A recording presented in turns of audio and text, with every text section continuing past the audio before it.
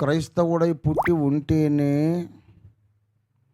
బైబిల్ను నమ్మిన కుటుంబంలో పుట్టి ఉంటేనే, చెప్తాం ఇది స్టేట్మెంట్ మీరు జ్ఞాపకం పెట్టుకోండి. క్రైస్తవుడుగా కానీ లేక బైబిల్ను నమ్మిన తల్లిదండ్రులకు పుట్టి ఉంటేనే వాడొక సైంటిస్ట్ కానీ ఒక ఉద్యమకారుడు కానీ అయ్యాడు. ఇది నా స్టేట్మెంట్ రాసి పెట్టుకోండి. ఎందుకు తెలుసా? కారల్ మార్క్స్ నాస్తికుడు, వాళ్ళ అమ్మా నాన్నలు యెహోవా దేవుని భక్తులు. జ్యూ వాళ్ళ అమ్మా నాన్న నాస్తికులు కాదు,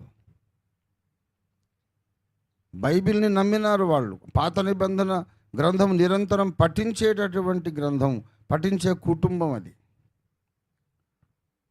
మార్క్స్ తర్వాత రష్యా నియంతగా పరిపాలించినటువంటి ఇంకొక సమర్థ పరిపాలకుడు స్టాలిన్ గారు. పూర్తి పేరు ఏంటి తెలుసా? Joseph Stalin. ఈ విప్లవకారులు కమ్యూనిస్టు నాయకులందరూ క్రైస్తవ పేర్లు ఉంటాయి. ఎందుకు తెలుసా?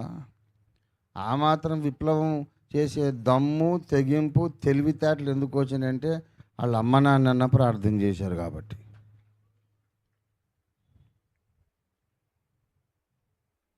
వాళ్ళు కాకపోయినా కనీసం వాళ్ళని కన్నోళ్ళన్నా ప్రార్థన చేశారు కనుక వీడికి తెలివితేటలు వచ్చినాయి.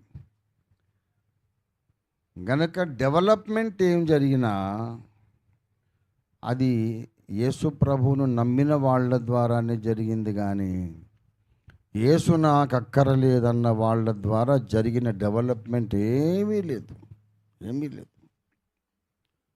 సిగ్గు శరం లేకుండా